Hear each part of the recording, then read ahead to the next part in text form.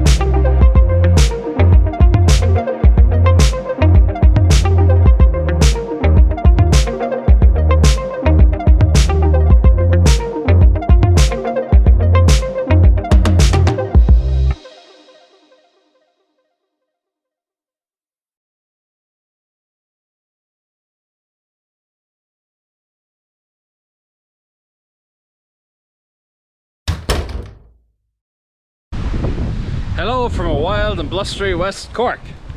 Today is a very exciting day at West Cork Wander headquarters. We've spent, it's a Friday actually, we spent the last few evenings doing a little bit for the rafters up on the roof. I haven't recorded much because it's really boring doing templates and test cuts and trying angles. We figured out that maybe 31 degrees is working on the front pitch and 33 on the back.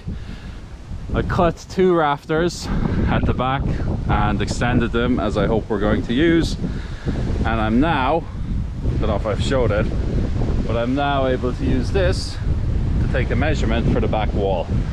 I need to build up the whole back wall here so that we can put the complete rafters on and they'll rest on this wall. So the excitement comes from we're building up our walls. For quite a long time we've been demolishing and tearing down. It's amazing to be building up. So it's a bit windy. The rain is forecast for the weekend.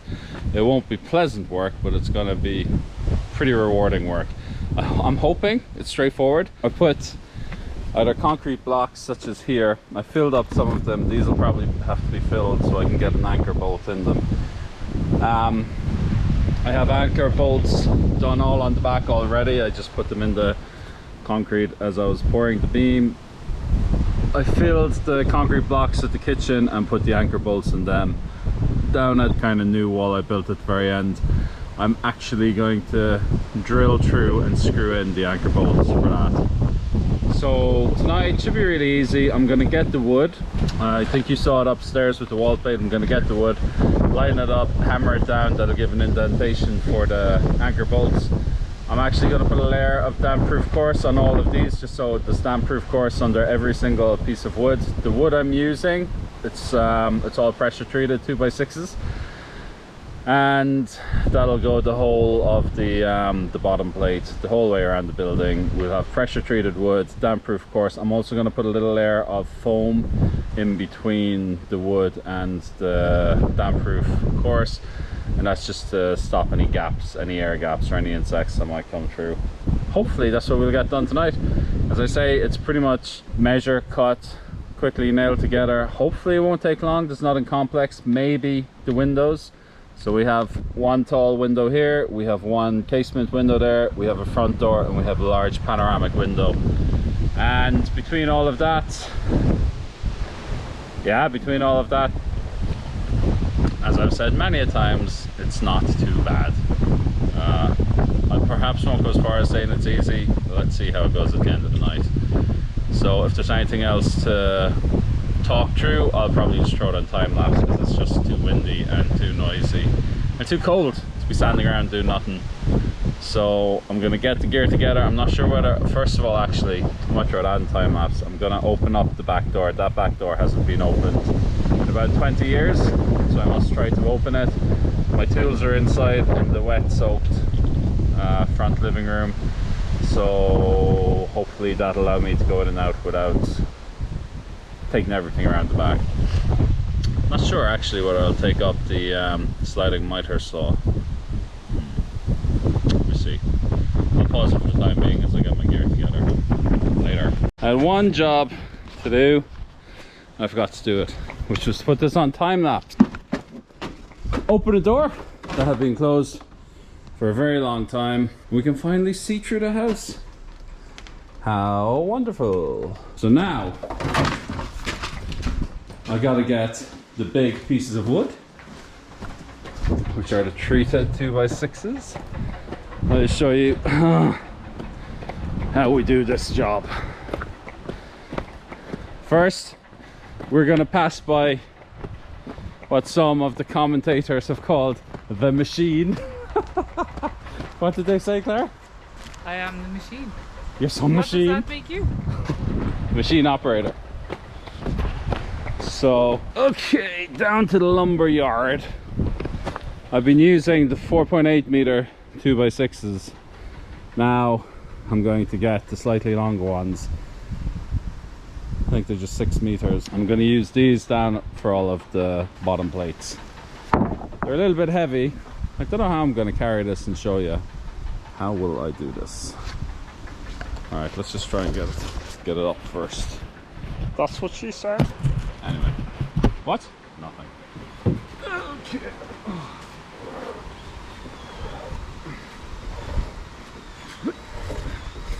And the annoying thing about where I'm working now is I haven't cleaned the land in front, so I can't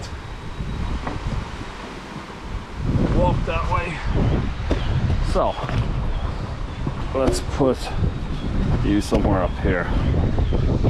Oh no, I'm hitting the tree behind. These are definitely awkward to deal with.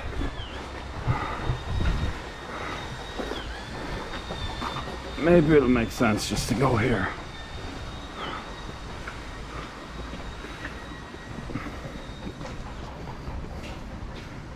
Oh shit. I really have to...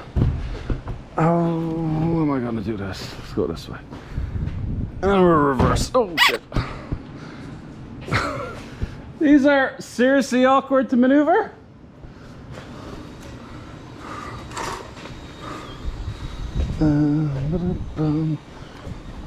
Okay. Over to the first port.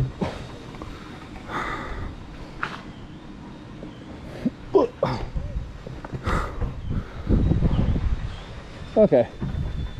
Maybe I'll just leave it there. Actually, that might just work. This is 6 meters. The house is about 10 meters, so we need 2 roughly for the length. Two, but I'm putting 2 there, so we need another 5, 15. I'll leave this off.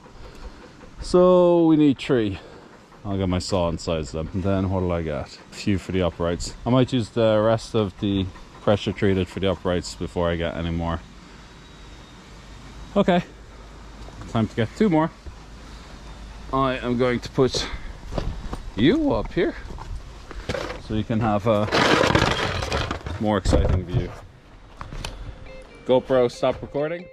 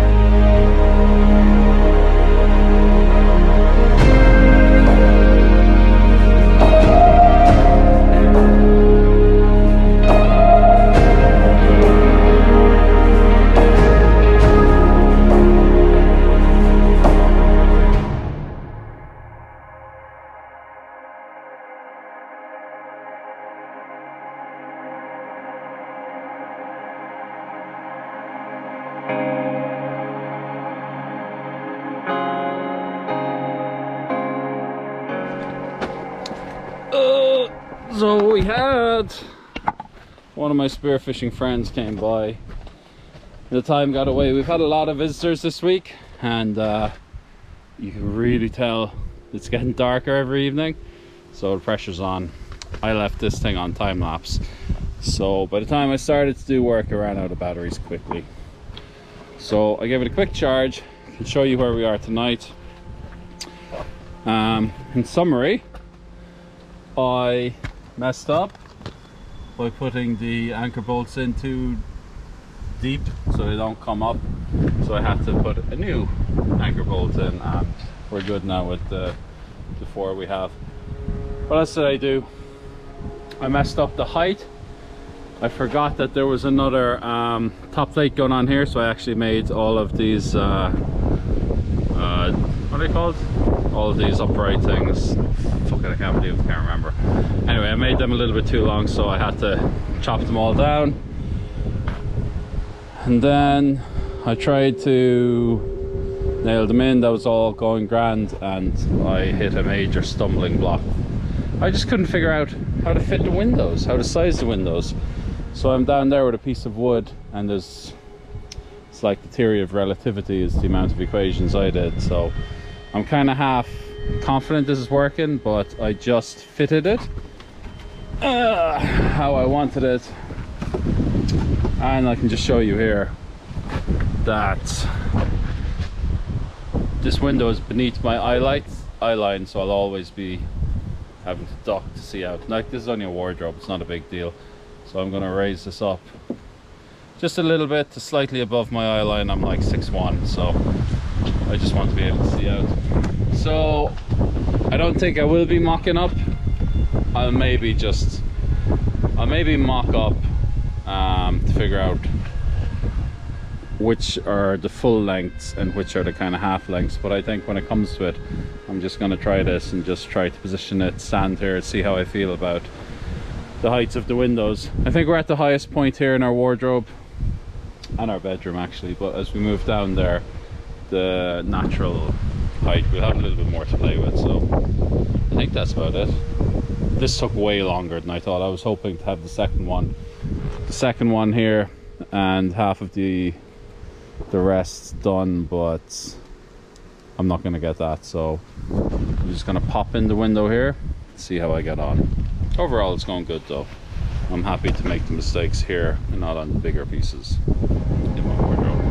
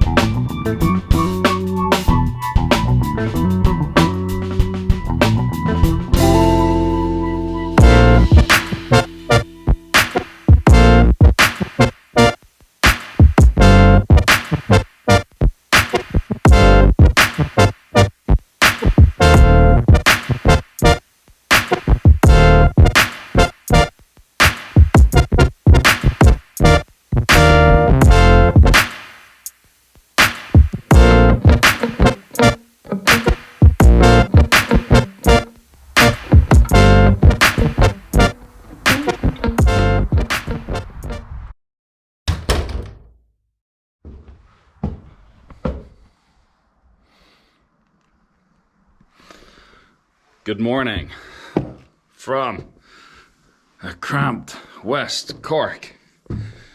Hopefully you got a bit of the time lapse yesterday. My father was here and we managed to get quite a few rafters up. Very happy with that. It went, in some senses, it went easier than I thought. The actual task of cutting the angles, once figured out, was really quite simple and repetitive. I knew the walls were bowing outwards in some places and upwards in other places. So I actually didn't use a template. I cut every single rafter one by one, measured all of them. At the very tip up here, it started on this side at 31 degrees. That was about 31 and a half. This came to 32 here. And I'm wondering, is that due to the bow? And will I return to 31 degrees here? So, cut everyone. The length is uniform. The length is all 3.15 meters. So the only thing really that's changing is the location of the Birdsmouth. From the outside, the roof should look perfectly symmetrical. But if you actually get in underwards, you can see the wall kind of bowing out a little bit to meet the roof. So that's the compromise we made there. But other than that, it's not very complex putting the roof on. These 8x2s are a mother to load. They are so heavy. If I was to do it again, maybe I just use 2x6s. That's all you need really for structural integrity. And maybe I might add a 2x2 at the bottom of that just to help with the insulation afterwards.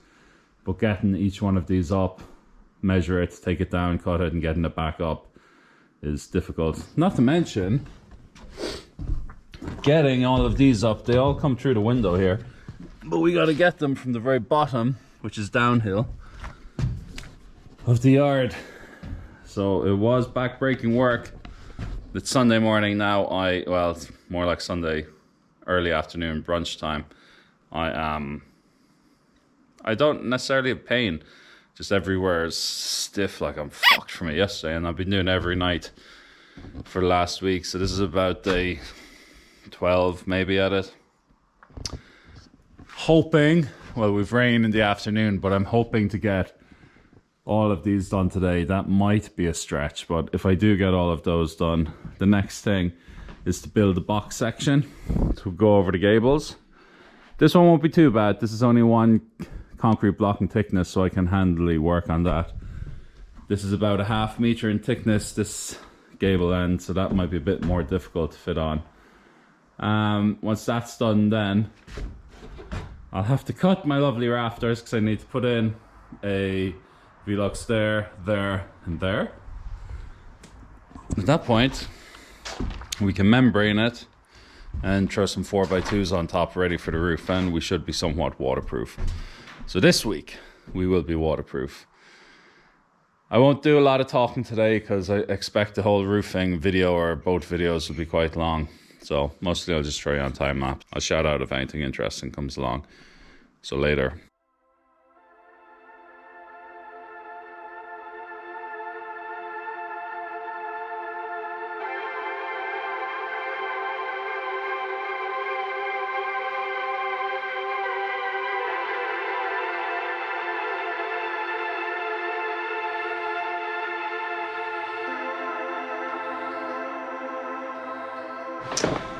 Just in case some of you guys are wondering how I measure each of the rafters without any tape, I basically know what the pitch is off the roof.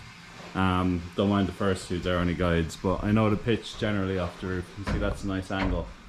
So I cut it to the angle, and then I measure down 2.5 inches, and I put a screw in.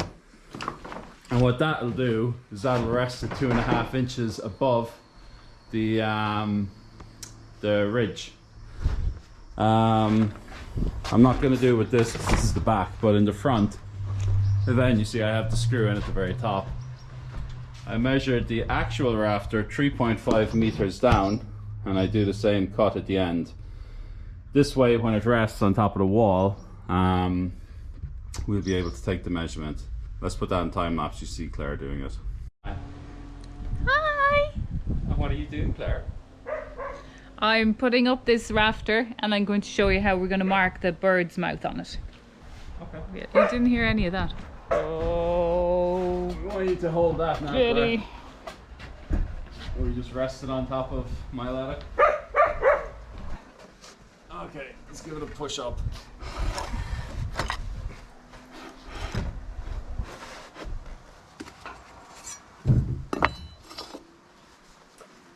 What's happening? Yeah. Okay, so it's gotta go that way, I think. No. How can you? How do you know? No, that's fine. What are you doing? That's perfect. What are you doing? So now I whip out my trusty pencil. And as long as it's straight there, and go down. Okay. Okay, coming down, just hold it. Gutter, yeah.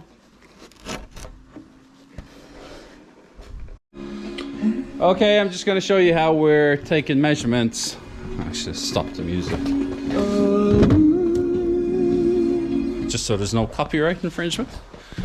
So, we throw this up there and Claire takes the measurement as she showed you in the prior video.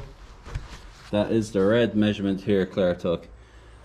So, the wall plate is basically sitting here and Claire just takes it vertically up from the wall plate. Now as we put the screw at the very top there, 2.5 inches from the top of the rafter, by removing the screw, the top of the rafter is going to drop 2.5 inches. So basically, honey, wait a minute. So because the top of the rafter is going to drop 2.5 inches, we're going to come up 2.5 inches off this part, which is going to form the beginning of the bird's mouth. So 2.5 inches up, we take a 90-degree line straight across, and then we are going to remove this corner right here, which is going to sit on the wall plate. We're going to put screw there, or a nail there, a nail here, and on the back side we're going to put another nail in the middle. At the very bottom, this is where the start of our this is close to the concrete wall. We're going to come straight out 90 degrees, and this is going to become our soffit. And then at the front, we're going to attach a little fascia. So I'm making all these angles from Claire's red line. Up 2.5, across 90 degrees, down at the bottom, across 90 degrees. So it's all very straightforward, isn't it? Yeah, it's amazing. Sarcasm level pro. Go.